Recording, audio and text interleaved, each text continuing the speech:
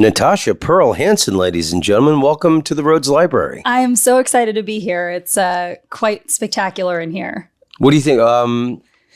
Let's start with books. Do you have a favorite book? Oh my gosh. I feel like whenever somebody asks me about a favorite book or a favorite band, I can never come up with something, and then I'll leave and think of like 15 books I should have said. But I'm reading a few right now. Most of them are startup books. So like for how to start up a business type thing. Okay. Yeah, I'm reading one called Burn Rate. I'm in the middle of... You seem really goal-oriented. Now, because for the listener, I've never met you until right now. Yeah. We only know each other through Instagram. True. And you seem like a real goal-oriented person. Like you seem like your whole life is about fitness. And I know you're from Wisconsin. Yes. So you seem like a real... go-getter, American woman. Oh, well, I'm glad I come across that way. I don't disagree. I am definitely huge goals, big dreams kind of person. You know, I feel like I tend to balance myself as well as I can. You know, I have a lot of big goals, but I try to spend a lot of time with my family or meet up with friends in between, all the shuffling around. So why are you doing this? What are you running from? What am I running from? I'm kidding. There's billboards all over Los Angeles that says, "Who hurt you?"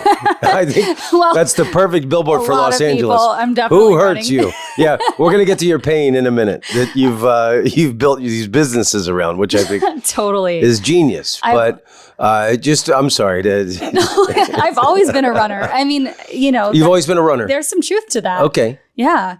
There's definitely truth to that. I feel like, everything that I've gone through that I've found to be a pivotal, difficult point in my life, I was like, what can I turn this into? And sometimes that's great. It looks good on paper, and it does make me very proactive with my art and with my business too. But it also does distract a lot of the time from what you should be focusing on, which might be some healing or, inner reflection. So there's definitely a mix of those things. Okay. Well, we're going to hopefully unpack all that in a minute. Why Natasha Pearl Hansen? Why the Pearl? Was that like a SAG thing? That was actually my great-grandmother on my grandfather's side first name. Because it's usually only like people who try and kill the president use three names. Yeah. The reason I kept the Pearl was I was in Second City. So cool. I was in Second City Conservatory. This was like my very early 20s. I started Second City when I had just turned 21 or was about to. And it was around the time where Googling something was just becoming a term. So I Googled Natasha Hansen just to see what was out there. And there's I think she's Norwegian cyclist, Olympian. I could be wrong, but Scandinavian Olympian of some kind. I'm pretty sure that's it. Is named Natasha Hansen. Okay. So I said, I'll just keep the Pearl. Okay. And then it stuck. Because I know when you get your SAG card, fortunately, there was no Tom Rhodeses ever registered. Oh, good. So I got Tom Rhodes. Okay. But like Michael J. Fox, the reason he's Michael J. Fox was because someone had Michael Fox. Oh, and then Mike Fox was taken. So that's why he's Michael J. Fox. Wow. Yeah. So a lot of showbiz names come from if your name was already taken. I didn't realize that. Yeah. So I thought maybe that was nugget. like an acting thing, why you went with the... Yeah. I mean, Pearl. I haven't run into any other Natasha Pearl Hansen, so I think I might be the only one. Have you always been like a fitness person? Did you ever struggle with weight issues or? Not really. I mean, if anything, this is probably not what most women want to hear, but I was really small and I was really self-conscious of that. I was always pretty skinny, as a kid. And I wasn't super athletic. I was in dance and I was in volleyball. I wasn't really good at a lot of other sports. And I remember looking at me in a dance recital sometime in high school, like watching the video, and I thought I looked like a skeleton. And I hated how skinny my arms were. So me and one of my girlfriends, I convinced her to stay late after school with me and go lift weights with the football guys. Okay. So one of the football coaches taught us how to lift. I started to get in a little bit more shape. And then after freshman year of college was when I got I got a bodybuilding book and taught myself about nutrition. And what's the best thing you can teach us about nutrition? I mean, it really varies per body. Because I've had some depression issues I've been dealing with. Mm-hmm. And my ex-wife, who's still my best friend, Ashna, she always reminds me to eat greens when I'm feeling depressed, that I'm not getting enough vegetables and stuff. Vegetables, water. I mean, it's really a lot of the basics, I feel like, that we forget about. I'm a meat eater. I have no dietary restrictions. I just try to be pretty balanced overall. I don't not eat fried food. I don't not eat whatever. But it took me a while to get there. Like once I learned about nutrition right after college, or right after freshman year of college, I went a little bit too haywire, and I was like maybe 5 pounds lighter than I should have been, just like overdoing it on, looking at everything I was eating and understanding nutrition labels. And I mean, I looked great because, freshman year of college, you put on a little of like beer pudge. Right. So that was probably when I decided I got to like pay attention to that. And then I would say it wasn't until my 30s, though, that my body started to really like level out as far as not fluctuating. I was working out pretty regularly, but also eating pretty normal, not too restrictive. And it just, now I feel like I can kind of, travel and not work out, and it doesn't really affect my body that much. And, I found a good balance. Good for you. Thanks. Because I'm always, I like being home because I can do hot yoga and I can control what I'm eating. Yeah. When I'm on the road, it's tougher. Steaks and whatever. Mm-hmm. Yeah. And I mean, I do drink. Like I am a drinker. I mean, I don't drink like heavily. What's the biggest mistake you ever made from drinking? I was always a pretty fun drinker. I mean, I had gotten arrested a couple times in high school and college, but just for underage drinking. Oh, okay. So nothing bad. We were never doing anything bad. We were just getting caught. Other than that, I never like harmed anybody when I was drinking. I would, pee outside or do weird things or climb scaffolding. Like I was kind of known as the climber. So people had to watch out for me when I was younger. But no felonies. No felonies. Oh, you would climb things. That was your thing. I would climb things. Yeah. I was, I grew up in Wisconsin. So I was like where in Wisconsin? A rowdy drinker, but I could hold my liquor. So you'd climb like the town water tower. I would climb literally anything, like a fence. Wow. When you were hammered. Scaffolding. Yeah. I grew up on farms, so like you used to like climb tractors and build shit when we were drinking. And my town is called Stoughton, Wisconsin. It's just outside of Madison. Okay. So not a huge town. It's like 15,000 people. I love Madison. Mm-hmm. Yeah, we were close enough to Madison, but also our little downtown was a Norwegian settlers town. And my dad's side of the family was all from there. So I had all my cousins, my Norwegian cousins, my little blonde hair, blue eyed cousins. And they had this festival in our town every year that was a huge Norwegian draw. So people would come in every year for that. And have you ever been to Norway? I haven't. I'd love to go. My dad's like all Scandinavian. It's a great club in Oslo. Really? Called Latter. English speaking? They all speak English. So, I mean, I've played there twice. Yeah. And I played in Bergen. In Europe, they're so good about more of a that. University town. Everyone speaks better English than we do. But, yeah, latter in Norwegian means laughter. Cool. I'll have to go check it out.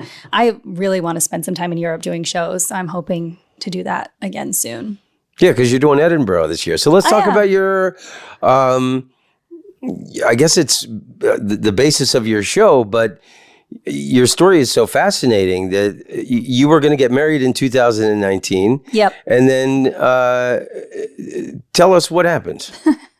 Gosh, it's such a blur when that kind of stuff, when your life explodes or implodes. Yeah. It feels like you can't really find like a singular point of how to start that story, but even a couple years beyond, you're like, fuck, did that really happen to me? Yeah. I mean, it's weird when you reflect back on something that happened that was a pretty pivotal, like earth-shaking moment in your life. Because how long were you with the ex-fiance? Yeah. 9 years. Okay. 9 years. So we had been friends for 4. We met when we were 22. We started dating when we were 26, when I moved out to LA from Chicago. So no hint that this guy was going to pull the rug out from under you. It wasn't just him, though. He asked me to marry him in 2017. We had already been together for like 7+ years. So I had already hit a point where I was pretty discouraged by our relationship. I thought he was never going to ask me to marry him, and I didn't feel like I was enough. Okay. He had been a male model turned photographer. He was always around like naked women and photography. And because it was an art form, it didn't ever bother me. But there was a lot of insecurities I had that I had to just deal with. And comedy really helped with that. Just oddly enough, comedy helped with insecurities. But I definitely felt like I wasn't, modelly enough or this enough. Sometimes I wouldn't be invited to the parties they would go to because that wasn't what I was. So he didn't invite you? Sometimes and sometimes not. Often not, just because they would be in the fashion world. They'd be doing the fashion stuff. And so, there were certain things I was left out of where I just felt like, oh, I guess I'm not like, I'd get in my head about it. Like, oh, I guess I'm not good enough, not fashionable enough, can't wear the clothes the same way these women can to be invited to this kind of stuff. And over years, I kind of got over that. I was like, I'm my own person. Like, who the fuck cares? And, by the time I had gotten proposed to, I was feeling really good about where I was as an artist and, as a person and, being in Hollywood. There's a lot of things that are intimidating daily. And by the time he proposed to me, I just started really second guessing over, like, I remember the day he proposed to me, I was just like shaking that night. We were out. It was really beautifully done. It was, a lot of my best friends from high school were there, so it was very thoughtful. But I was very shaky and just didn't feel right about it. And we kept like pushing our date. So finally, when 2019 rolled around, we had nothing planned. We had saved the dates out, but nothing was really planned. I had the venue deposit, and it just wasn't the right time. But you had picked a wedding date? We'd picked a date. Yeah, it was June 15th of 2019. So at what point did he back out? We both kind of did at the same time. I mean, it wasn't necessarily the end of our relationship yet. I think he was putting it on me, like, if you really wanted to marry me, you would have planned this. And I was like, I need more help than just that. It was, on me to pay for everything with my parents. His family had a lot more money than mine does. So there was just a lot of things that just didn't feel aligned. And they weren't putting into the pot? No, they were willing to give us $5,000, which, like, that's fine. But it didn't really put me in a lot of strain on me and my family, for sure. And not that I wanted a big wedding or anything, but they're still expensive. To throw a nice party, it's still expensive. So yeah, it just kind of fizzled and flopped, and we did the special, and then, Yeah, but let's not breeze past that, because this is the amazing part of the story. So you had this venue booked for your wedding. Yeah. And then how many months before? He backs out like 2 months before? Not even. It was maybe like a month. Okay. And then you decided, I've put the money down, I've got the venue, and where you were supposed to get married, you shot a comedy special on the day you were supposed to get married. Yeah. How you can't breeze past that story. That's that's the story. It is the story. And, I thought it was a really clever way to, I just kind of got down to work. Once I decided I was going to shoot this special, I put the tickets up, got some press about it, in the Madison area. My now boyfriend, who was a Madison area comedian at the time, I had only met him once, and I'd only seen him perform once. But I had asked him months before if he would come roast people at my wedding. I was like, I'm looking for local comedians that'll come like fuck with people at the wedding. And then, a couple weeks out, when I decided to turn the room, I hit him up and I was like, would you just want to host my special? I'm going to shoot my special now. So he knew the venue and told me to renegotiate my contract because they were now going to get exposure from being the venue. And so I did, and it saved like $20,000. Wow. Yeah. So it cost me like a fraction to use the space in film.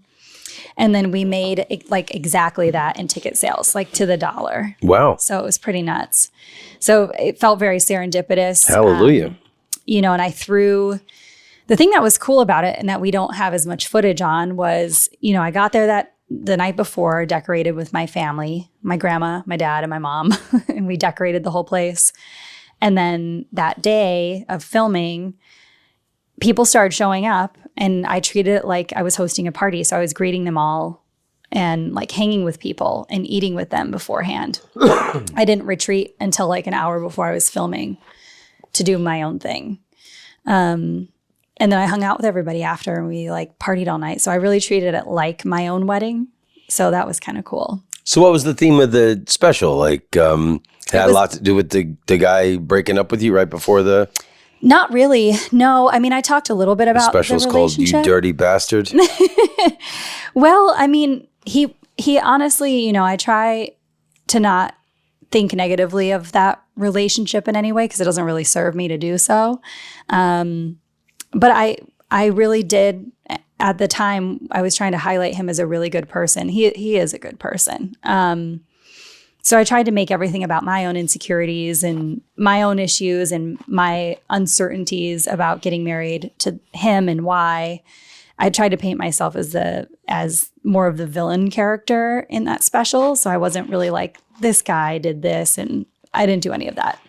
And talked about my family a lot and then incorporated them into my stuff. And, so I tried to be thoughtful about the material as to not, You didn't spend the whole special shitting on him. No, not even a little bit. And I tied him in at the end. He FaceTimed in and, oh, you're asked kidding me how. Wow. He wasn't there physically, but he FaceTimed in and asked me how it went. And I was like, maybe it'll work out next time, third time's a charm. We had like a nice little button, but we didn't last much longer than that. Our relationship ended like 5 months so later. you didn't totally, it wasn't like left at the an altar open wound, kind of thing. crying her heart out. Yeah, no, that was the middle of the end. The beginning of the end was much before that, for sure. So, but you started this business that's like a registry for people who have been dumped or people who work explain it to me. Yeah. But it encompasses loss. Yes. So because people always have registries for when they get married. So I'm assuming this whole idea was born out of this. It was exactly that. Right. Mm-hmm. This experience. Yeah, because my, our place that we had together was the one that I told you wasn't too far from where you are. We were in a rent-controlled giant 2-bedroom. It was an older place, but it was giant. Beautifully decorated, but everything he had kind of acquired through connections of his over the years, and I had gotten rid of things, So when we broke up, I not only was losing like the most affordable giant place in Los Angeles, but all my stuff. Like all I had was my clothes. And so I was sitting, looking at my registry. I renamed it my name twice, just Natasha's marrying Natasha, and kind of put that together, sent it to some friends, and they were like, this is brilliant if you want to get your stuff back after a breakup. And then I went to visit my friend in Palm Springs, who is now one of my investors in the company. He's one of my friends of like 17 years now. And I was like, I've had this idea. And he was like, you should build that. And that was in start of 2020. And he just invested in December of this past year. So I spent all of the pandemic kind of learning about startups, learning as much as I could. I mean, you don't really learn if you're not doing. So I learned most of what I did by making a lot of mistakes. Okay, so on our imaginary Shark Tank, lay out this business for me. So it's a registry for people who've not only been through breakups, but experienced loss of some kind. Yeah, so that's actually what's been cool. This story is fucking wild. So So I go through this breakup, the pandemic hits, and I go home for a couple months. And it was during that time that somebody who was following my comedy career, they were a yoga member at my yoga place, my hot yoga place. He offered me his home and was living in their other home in Idaho. So I lived in that home for 7 months in the pandemic, and that was where I built the company. And then moved to Chicago, a few months after that, and really went through the ringer of like how to build this company. So originally it was just for breakups and divorces. A few copycats popped up after I launched, which, I mean, of course, they could have been working on it for a while as well. I'm not the only person that has probably had this idea, clearly. So I started trying to figure out how I could kind of make my model unique, and doing a lot of studying, talking to people that were using the platform, interviewing people that had been through breakups or loss. And then I met my co-founder last year, who I'm going to see right after this in San Francisco.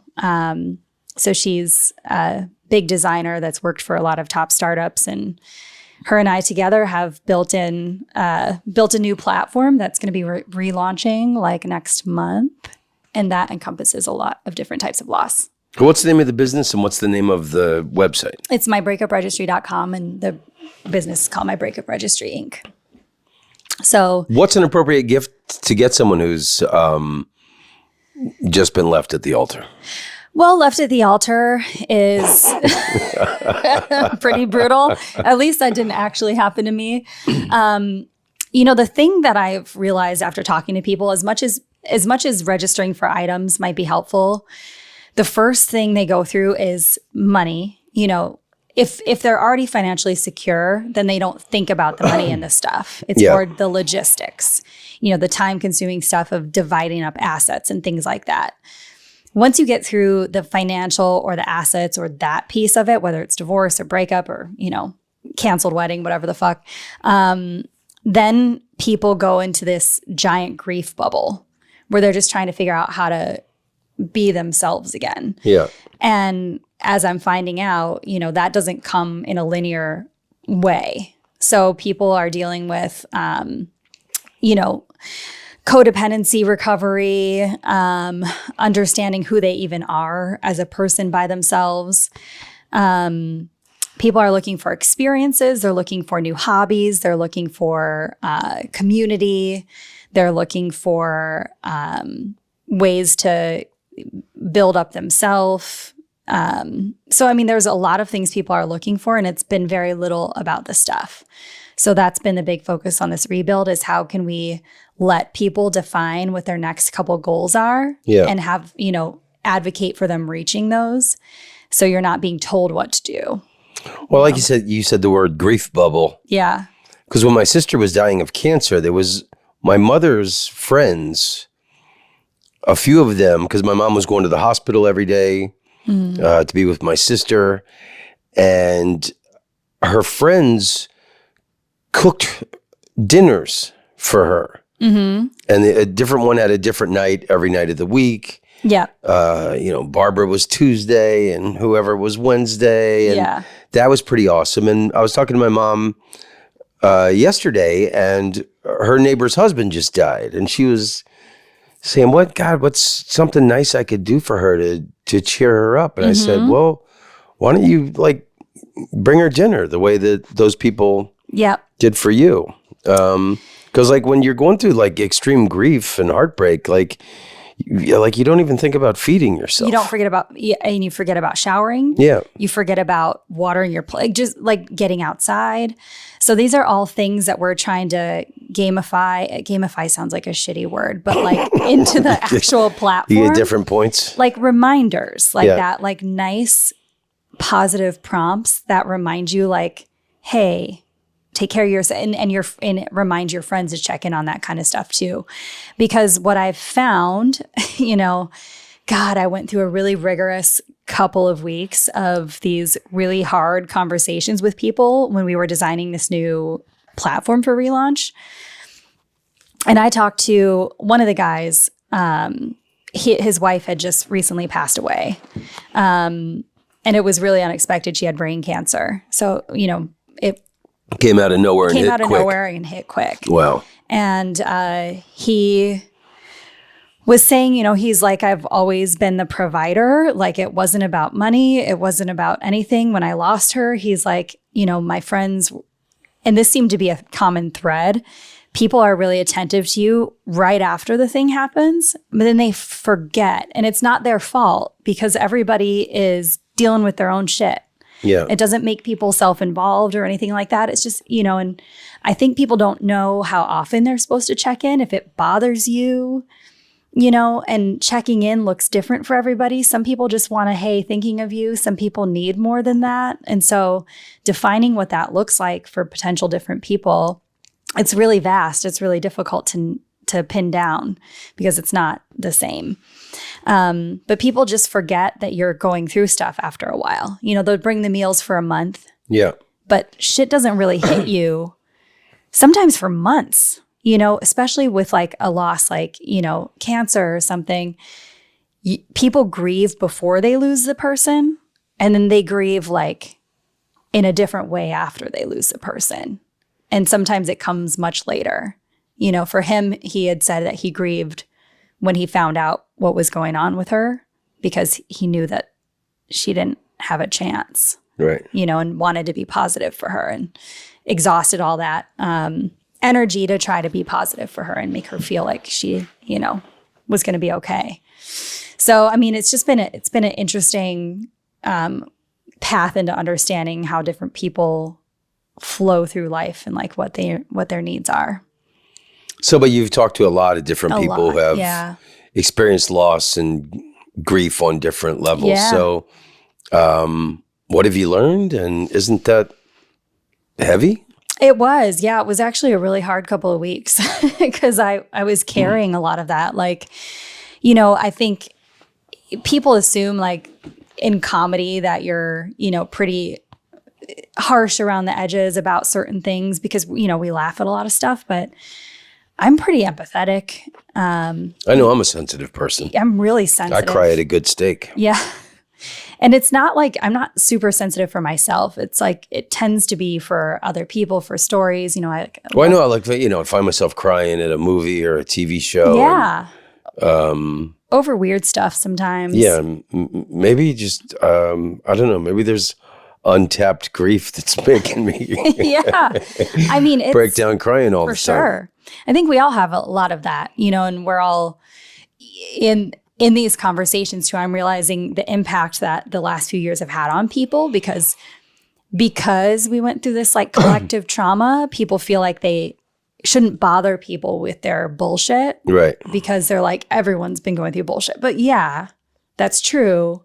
But like you can still tell people what's going on with you, and so I get this whenever I hear someone talk about the pandemic or it comes up, on a news story or whatever in conversation, I cringe. I know. Because it's like, God damn, why did that happen? And it wasn't even that bad. It was like we were told that it was like, it seemed like the plague was right, hitting when it first hit. And the first year I was so worried and we about humanity surviving. Oh my God, and I know. Now, no one gives a fuck, and we're past it, and it wasn't that bad. I had a vaccine and a booster, and I caught it twice. I think I actually had it 3 times. Yeah, and that shit didn't help. Yeah, I mean, it's just like part. I think it's. I don't know the level of damage.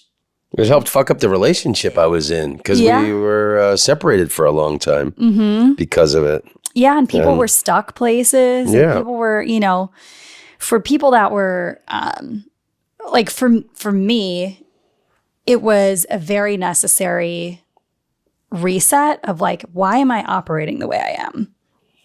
I felt like pre-pandemic, I was, my hustle was always the same. But there was a time where I was feeling like I was hustling without purpose, just to be busy for the sake of being busy. Okay. And this forced me to sit down and be like, what is my purpose behind the things I'm doing? Am I monetizing the way I should be? Is that the farmer in you that you just, your brain is wired that you have daily chores you have to be doing? I don't know. I mean, survival mode kicked in pretty fierce for a while there. Yeah, I mean, I guess I started farming when I was 9, so it could be part of it. But where did you grow up? I grew up in Florida. What part? Outside of Orlando, a place called Oviedo. Okay. So it was really suburban, housing developments. There was a lot of orange. When I grew up, there was a small citrus farming village. Okay. We had one stoplight and a tractor crossing. Okay. But and there was a lot of like rednecks there, farmers. Mm-hmm. A lot of in high school future farmers of America jackets and stuff. You might not have had that different of an upbringing from me, even though quite a different place. Probably not. And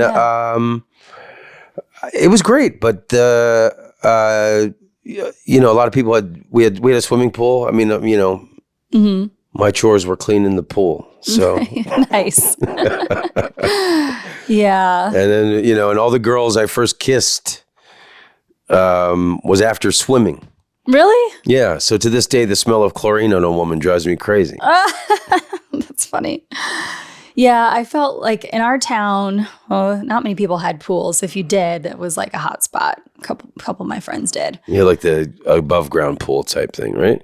But the two of my friends that had pools were below ground. Okay. But we were big lake kids. We'd jump in the dam. Nice. We'd find a way to get drenched, but sometimes it was pretty rudimentary with like a hose in the backyard and stuff. It was all like freshwater lakes all around Central Florida. I did that too. That was nice. Yeah.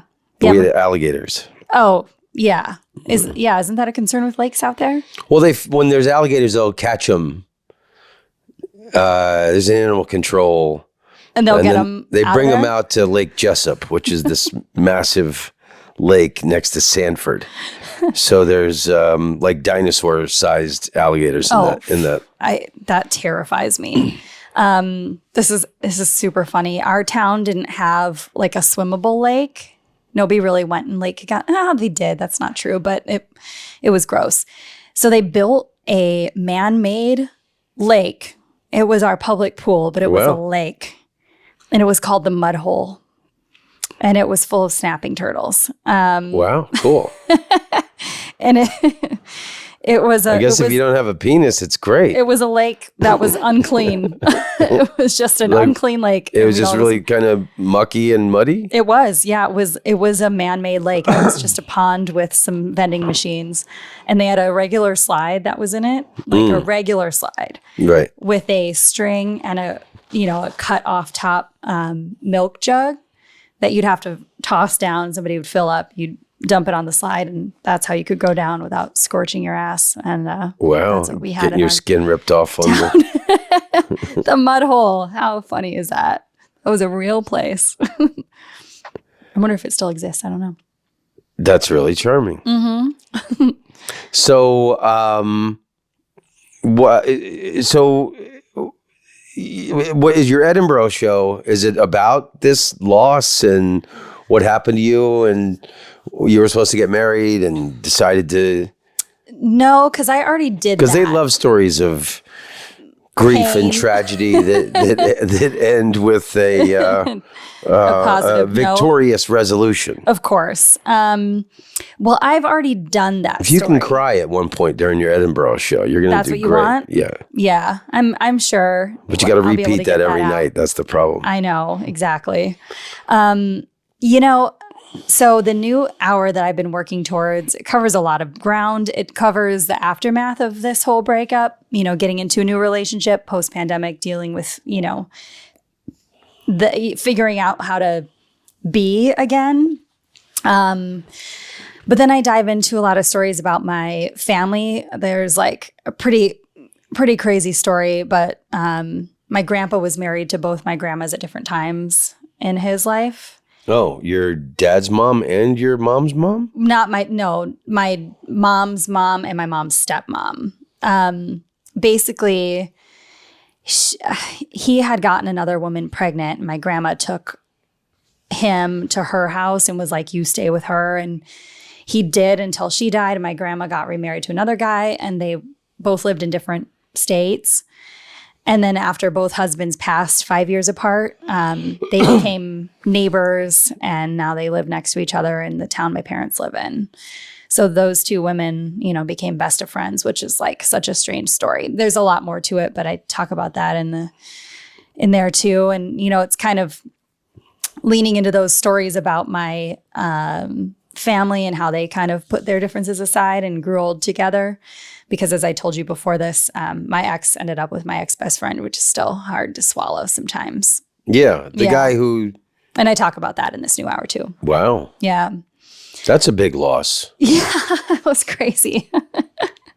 You have to laugh at it. Like, what are the odds, you know? Yeah. I think I was assuming that he'd break up with me and end up with some like Asian model because he was obsessed with like Asians, Japanese culture and samurai and anime. I'm into samurai. You know, and so I was like assuming, you know, with his, you know, model of fashion back, I was like, he's going to end up with an Asian model. And I could get behind that all day. And we probably would have still been friends to this day if something like that had happened. I wouldn't give a shit. But of all the people. So your best friend. That's tough because the woman I was dating when we broke up a couple of years ago, she was like, she was my best friend during the relationship. I mean, I talked to her, you know, like 4 or 5 times a day and 20, 30 texts. And I think that's another big gaping hole that's in my life now is I miss the best friend, and the communication of someone who knows you inside and out. Yeah. The shorthand of being able to make inside jokes together and knowing each other's sensitivities and... Well, and just being able to reference stuff, like even just ask a silly question about, hey, in 2009, like blah, blah, blah. And, you know, you lose like a huge catalog of your coexisting memory bank when you lose somebody like that. And, you know, and it's not about the relation. Once the relationship ended, like it wasn't about that for me. But I'm a collector. Like, what do you collect? I'm a collector of people. Oh. Like I've almost not lost touch with anybody throughout my life. You know, I'm really close. I still talk to my first best friend who we met when we were 3. Well, I am friends with all my friends from middle school, high school. We all live all over the, you know, country now, some other places, and we all stay connected. I meet up with them on my trips. Well, I don't really lose friends. You know, I've maybe had 2 friendships fizzle in my lifetime. So that was the tough thing, is that even though my ex-fiance and I were broken up, we'd been friends for 4 years before, a 9-year relationship. So we had known each other since we were like 21.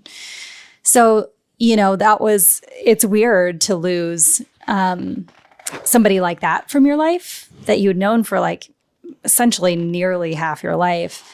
And then when you become friends with people as an adult, you know, that is even harder to find because you kind of know what you're looking for. And so my best friend that I had been friends with for 5 years, I met her out here. She was my boss. We became the best of friends. I would do everything for her. She would do everything with me. And so I think coming to grips with that whole thing. And now you have no contact with either one of them, right? really. No contact. Yeah, that's really hard. Yeah. So there's times I still think about that. It's not like a longing for either person necessarily. Like I need those people in my life, but it's weird. It's weird. Yeah. It's a weird thing to come to terms with. Well, it's you know, to invest so much in certain people in your life. Yeah. And then it's just astonishing when you lose someone like that. Yeah, in that way, I think is challenging. You know, didn't I mean anything to you? Well, I mean, that is a huge thing you have to get over when something like this happens. Like, I've always felt like I was a gem of a friend.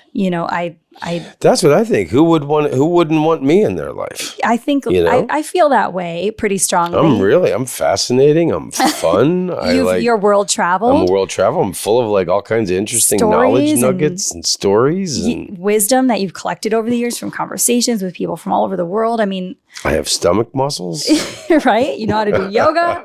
You got hummingbirds. You got a whole library. Right. I have hummingbirds. Who wouldn't want to hang out with me and my hummingbirds? Right. And so when you feel disposable, that's a hard pill to swallow, because you do feel like you offer something unique to the people's lives that you're in, and you feel like you enrich their lives in some way. And when you find that you've recognized that they're totally fine without you, like that was the first thing I had to get over in the pandemic, was be like, oh, I guess people don't like need me. Right. And that's okay. Or that they think someone is is better than you. You're replaceable in a lot of capacities, and that's okay.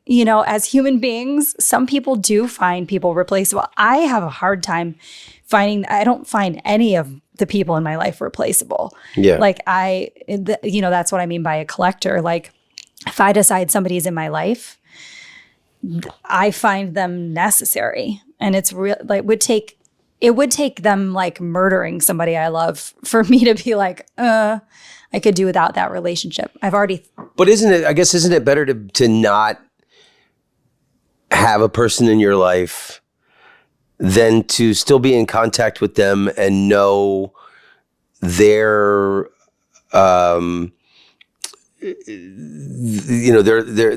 life moments with other people? Yeah, I mean, I don't think that would have been so much of an issue for me. Like, I think I could have easily been friends, not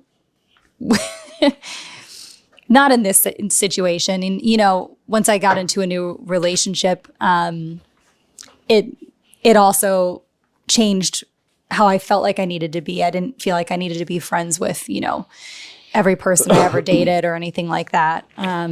Because I remember I had moved to Amsterdam for this woman I had fallen in love with. Yeah.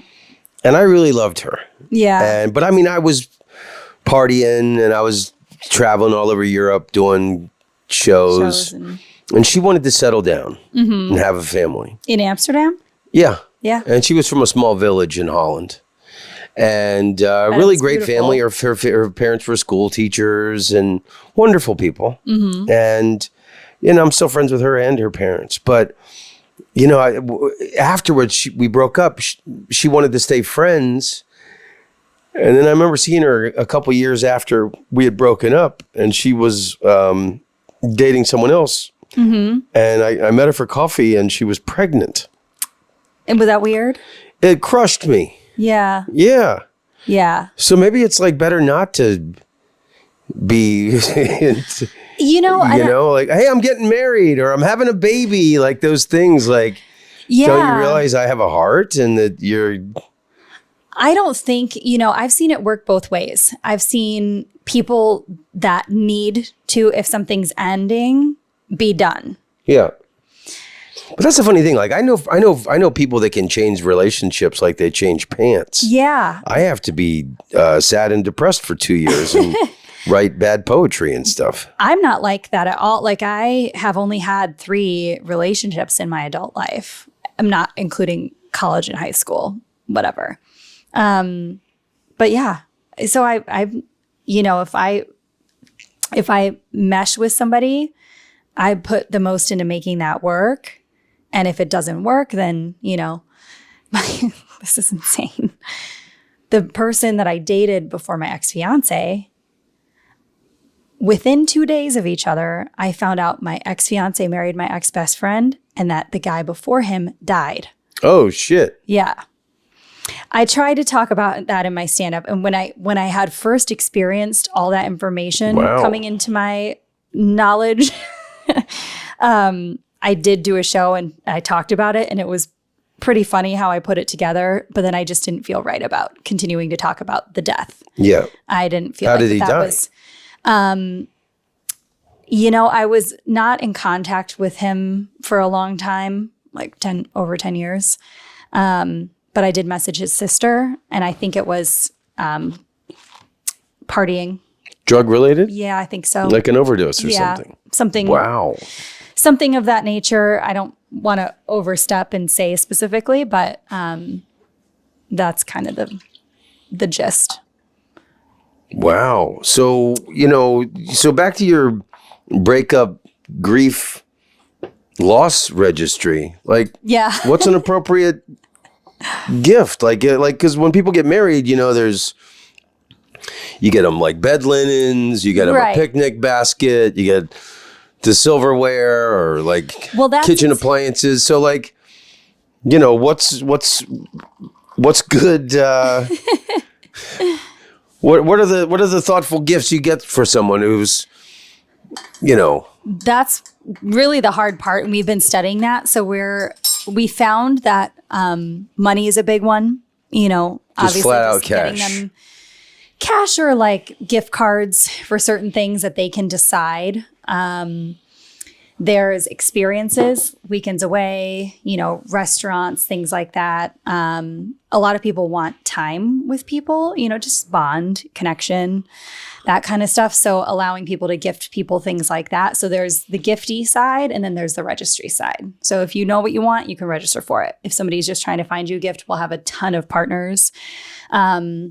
I've included some like certain Etsy shops and things that are really thoughtful, kind of custom gifts. So we're looking at all of that. We're going to have a lot of partners in the new relaunch.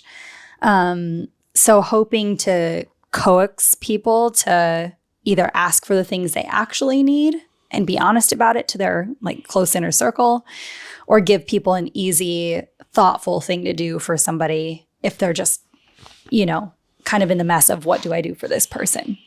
And then we'll continue to keep listening to the users and build out from there. It's all stepping stones. But we don't, the fun thing about being a startup founder is you don't have all the answers ever. You just have to continually listen and understand the audience that you serve. It's kind of the same with comedy. You have to keep tinkering. Mm-hmm. Keep working on that race car engine. Everybody's different. So, if you can't please everybody, but you can do a pretty good job if you listen.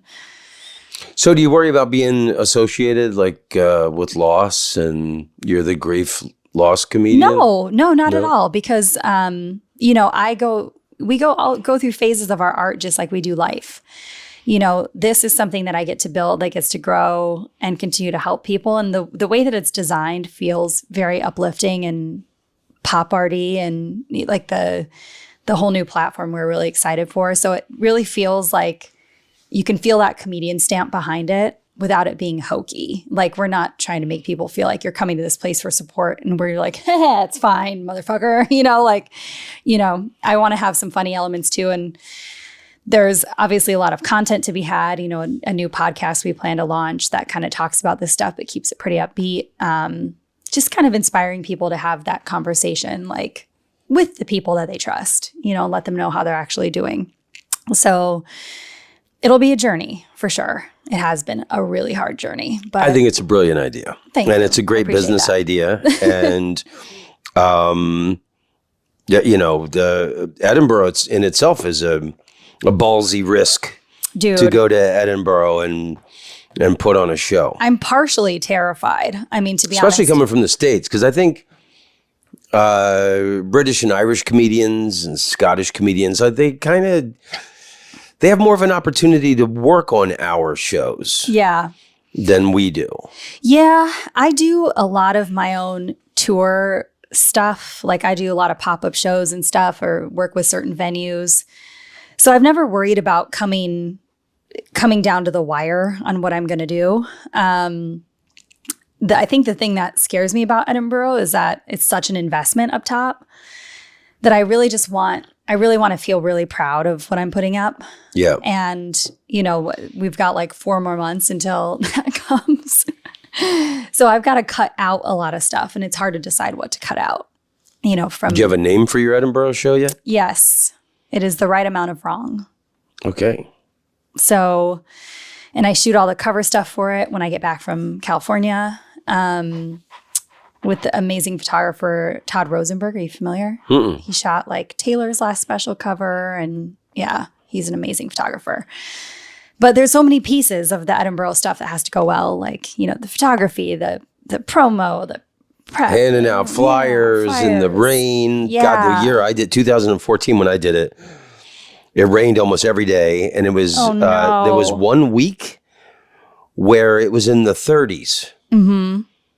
In August, in the summer. That sucks. It was in the 30s. Better not be that way. It was freezing. And I think it only, the sun only came out like maybe 5-6 days that whole month. It was, awful. It was gray. And That's it was depressing. great.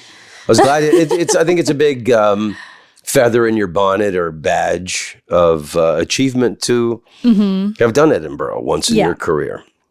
I wanted to push myself. I mean, I was supposed to do it in 2020 originally with an alter ego that I was building called Diary of a Bad Fiance. And I had a Instagram account for this character that I'd created. And, it was kind of like the bitchy, shitty version of my own inner thoughts. And I was really excited for that. You're still blaming yourself for what happened, aren't you? No, I'm not blaming myself. I'm joking. But sure, I do sometimes. Like I feel bad, of course, if I ever do anything that makes somebody feel bad.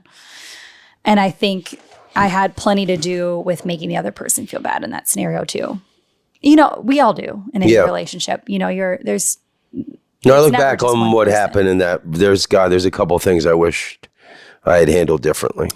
Handled differently, yes. Done differently. I never wish I had done something differently just because whatever I did or whatever happened, it's taught me something that I'm able to use in my now. So I don't, regret anything, but there's plenty of things in life I wish I would have handled differently just so I felt like I was taking the high road. I haven't always done that. I mean, we're human. Yeah. So, and some people look at something you might do as inspirational and some people might look at it like, that's so hurtful. Why would you do that? And so I think I dealt with both of those feelings after even shooting that last special. Jeez. But it's real stuff. I mean, it's, when we put out art, we put out an hour, I talked to other comedians about this too, who are like, oh, I want to joke about my daughter, but she's 14 and she doesn't really want me to. And, we all have to think about that. We have to consider the people in our lives. Like, is our art worth harming people or is it, so as much as I think we should talk about whatever we want, as long as you're doing it, when you're talking about actual people in your life, there's more to needle over before you decide to just throw stuff out there because it isn't all your story. Yeah. And then you don't hear the other person's side of the story. Right. Also. Yeah. And I think maybe after every comedian's set, there should be an interview with the other people. A moment of rebuttal from whoever the jokes are about. Yeah. It would be actually really interesting. Be like, all right, now. Actually, the details in that story. They go get the exes. They go get the moms, the estranged dads, and listen to their side of the story. That'd actually be really cool. Yeah. But yeah, it's all nuanced. And, hopefully this year goes well. I think it will. I'm my own worst critic, as we all are. So, well, you have a lot to promote and a lot to be interviewed about with the business tied into the one person show. Yeah. And I want this to be kind of a purge and move away from that whole story. Like the story from all that is going to remain something in my life because, I built this registry and it's a company. Right. But it doesn't need to continue to be my story. It's not what I'm living in currently now, and I think. Are you happy now? You're dating a comedian, you said? Yeah, I am. Good. I'm happy most of the time. I'd say I'm a pretty happy person in general. Some days are harder than others, and you just have to be like, I'm choosing to be happy today. It really is a mindset. Well, I think, comedy's changed so much since I started. Mm-hmm. And it used to be like, you partied and were very reckless with your skin suit vehicle. And I love how, there's lots of people that are really taking care of themselves and really like an athlete. Totally. And before I ever even met you, that's, was my impression of you, that like this woman really has the attitude of a professional athlete, that you take care of yourself so well. Yeah. Well, thank you for saying that. I do. I've seen, pictures of you, ripped or in the gym, Yes. or I forget what exactly, but that's always been my thought of you, that you're like, I am in good shape, especially for being 39. I mean, I'm proud of where I'm at. But yeah, I mean, I used to party a lot harder when I was younger. I still love my good beer. I'm a huge craft beer person, so I love good beers. I love a good whiskey every once in a while. how many tattoos do you have? Is that like, that's a horse that's like poking out on your on your ankle? This is, I designed that one. How sad is that? Is that a horse? That's a lady. Oh, She's like in browns, and she's almost disappeared except for her hair. It was just her hair blowing in the wind. okay. I haven't gotten a tattoo since I was 22 or 23, and I'm 39 now, so they're all really old. So the ink is fading? Is that? Yeah, it's fading. I want this one on my arm. I want to fade so bad. And Why? What is it? it was supposed to be. I've always wanted to play the Riddler. I've always wanted to be the first female to play the Riddler. Nice. Even since I was young. So I went to get this Riddler tattoo, and I had showed it to this guy who was a regular at the bar that I worked at the time. And he was like, yeah, I can do that. Yeah, I'll give you a hookup. You always hook us up when we come in here. I didn't know this guy was an apprentice. So he kind of, took some liberties on my arm in real time, and it didn't turn out exactly how I wanted to. So people think it's an ear. It's supposed to be a question mark with other question marks. Okay. But it's So he wasn't that great because he was an apprentice. right. Yeah. He drew it out really nice on paper. So what do you feel like? Because I know the feeling when you get like a bad haircut. Yeah. And you're like, Jesus Christ. Yeah. So what's the feeling when you get a bad tattoo? Well, I wasn't even watching him do it. You don't stare while they're doing it because it hurts, Yeah. So I was looking away, watching TV or something. And if I squeeze my arm together, it looks more like how it was supposed to look on paper. It's just bad. It's a bad tattoo. But whatever. It just became part of my body. But tattoo removal's a big thing now, isn't it? I looked into that years ago. It's but painful. It is awful. Yeah. And sometimes it doesn't even work that well. Right. And then you look like you're a burn victim. It's literally 3rd-degree burns. Jesus. They expect you to get the big blisters and stuff. And I was like, I don't know about all that. Yeah. I'd rather just have an ugly tattoo, than burn my skin, So how many tattoos do you have total? Maybe 6 or 7. Maybe 6 or 7. You don't. Well, they're all pretty small. I have one on the back of my neck. I have one on my hip, one there, ankle here. My favorite, I have one there. And then my favorite one is on my toe. It says toe. I lost a bet years ago and got that one with the guy who became an investor in my company. That's great. Yeah. It was a Bears versus Packers bet. And though the Bears beat the Packers, and then you had to. At halftime. Mm-hmm. Wow. Mm-hmm. I had to get put on my toe. It's on my ring toe. It says toe.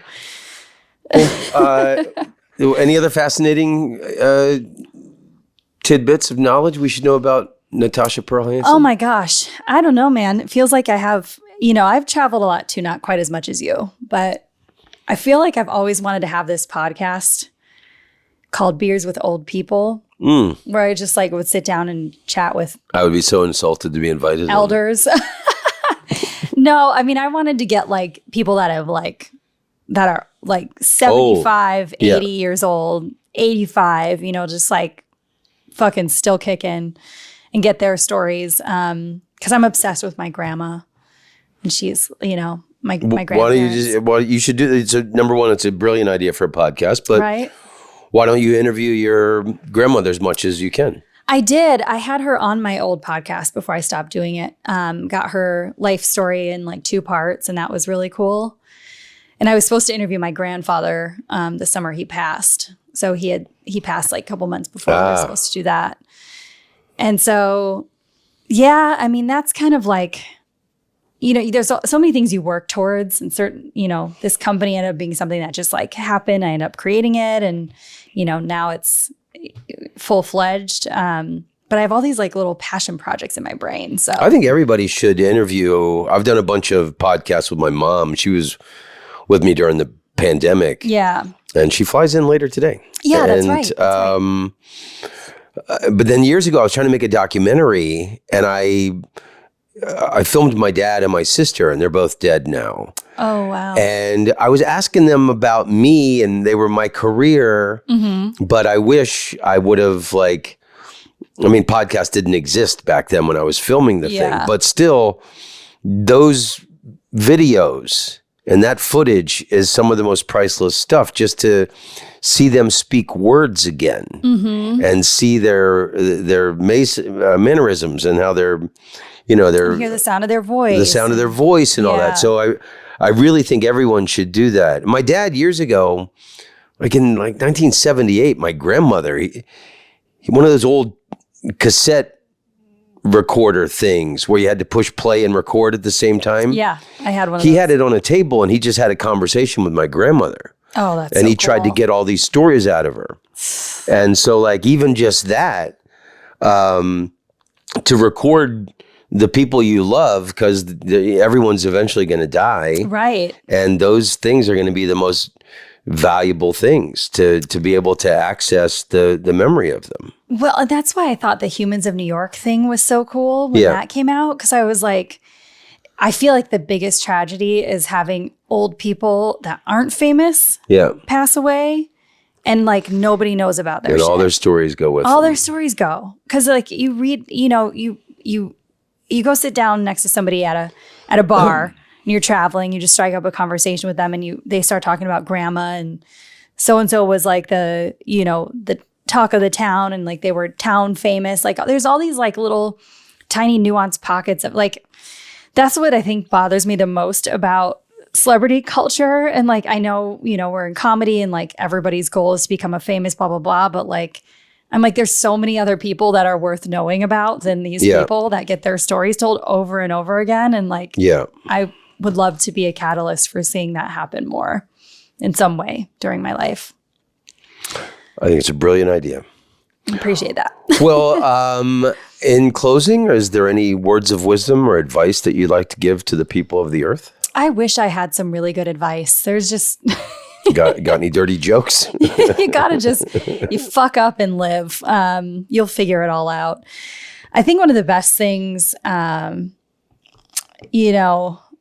trying to think of how my grandpa worded this. I have it saved in my phone. But he was an artist. My grandpa was a jazz and blues musician in Chicago. Wow, was cool. really renowned in Chicago. And, before he passed, I got a chance to go out and have a couple beers and dinner with him. And I asked him what he thought about this lifelong journey of being an artist. And he basically said, your idea of art changes over and over throughout the time that you're alive. And he was so, keep putting things out.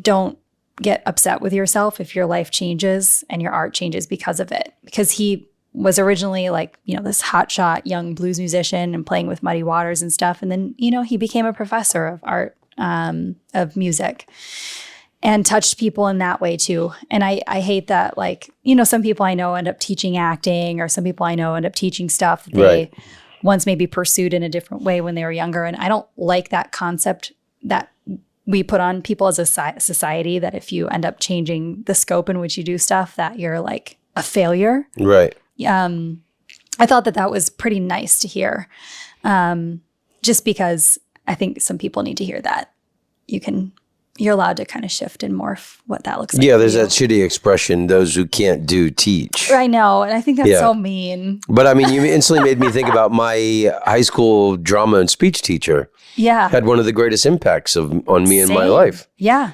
He would give me 5 minutes before every class to warm up the class, to get on stage and tell jokes. That's awesome. So I would work on. I would constantly be thinking of jokes. So he helped me get in the joke writing mind frame, and then in the speech class, how to build an argument, that every story should have a definitive ending. Yeah. And like all these tools that I still use today. And, you know, 11th and 12th grade. Yep. I had the guy. Yeah. And I definitely disagree with that to an extent, as far as like, if you can't do teach, because you're doing that in a different way. My most impactful teacher was one of my speech teachers, and oddly enough, my language arts teacher. I still talk to them both today. Oh, that's nice. Yeah. So, but I just like the idea that we can, you know, be a little bit free form with our art. Just like you, passion for travel, like that's honestly part of why it made me so excited to build this company. Is I was like, I want to be able to have all these nuts and bolts in place where I can have a lot more freedom and the ability to delegate how I want to focus on my art, because I don't like to say yes to every gig just because, you know, I have places I want to go and places I don't really care to go. Yeah. And so you know, I suppose so much of my life, you like slicing up time. I got to get to Indianapolis tomorrow. Towns that like where you know, spend like 5 days in. And, yeah. You know, is it productive? Yeah, I mean, that's the thing is like, you know. The stage time is great. The stage time is great. You do something, you know, like over and over through the years. Mm-hmm. Yeah, I think productive stage, you know, and I've definitely leaned into that more over time, is like productive stage time. Like I don't say yes to a lot of small gigs anymore, ones that I don't promote little like shows that I do throughout the week a lot of the time, because I'm like, come to the big ones, you know, You don't want people to know about it. Yeah, I just want that to be like workout space. I actually use a lot of those shows for workout space, you know. But like when I think about what I want to do with comedy, I mean, there's like a giant bubble of what I'd be happy with, and I just want to put out good stuff. So, amen. And sister. travel cool places and meet cool people, and have like a real story to tell when I'm old and dying. I like that game plan. Yeah. Well, Natasha, it's wonderful to finally meet you. Likewise. Yeah. And you're a very charming, lovable person. I look forward to the meteoric rise of your company and your comedy. Let's hope so. Hopefully, I'll help a lot of people. Maybe we'll get to do hot yoga. What's your favorite yoga pose, or least favorite? Oh, you know, I love arm balances. I can't do a lot of the headstand stuff. Okay. Or I guess I've never really tried. But I love a lot of the arm balances. My favorite yoga pose, though, is wind relieving. It always feels good getting the hell out of there. What's the one where you're standing on? What's it called? What the standing bow. Like? Standing bow is cool, but my least favorite is camel. When you stand on one foot and then you hold your ankle and you lean forward. That's okay. Standing bow. Okay, gotcha. But camel's my least favorite. Mm-hmm. And because I hate that one so much, I always try my hardest. See, that's good. I hate it. Yeah. Why do you hate it? It's because the blood rushes to your head and it makes you emotional. Like it stirs up emotional memories, apparently. That's what's really interesting about yoga. I feel like I would end up it's such a, you're not supposed to be you're supposed to be really clear-headed while you're doing it, you know, in general. Yeah. But then I'd get these like bursts of way too much thought. Does that happen to you? Oh yeah, and that's like, usually when you'll fall out of the posture when and it's like an hour-long class and you're sweating and you're like, I wish I could write this down. You actually have to you can't do that. So you have to actually see if you can remember it later, which is always the fun challenge. But yeah. That's wonderful. Well, Natasha, long may you run. Appreciate you having me. All right. Thanks for being here.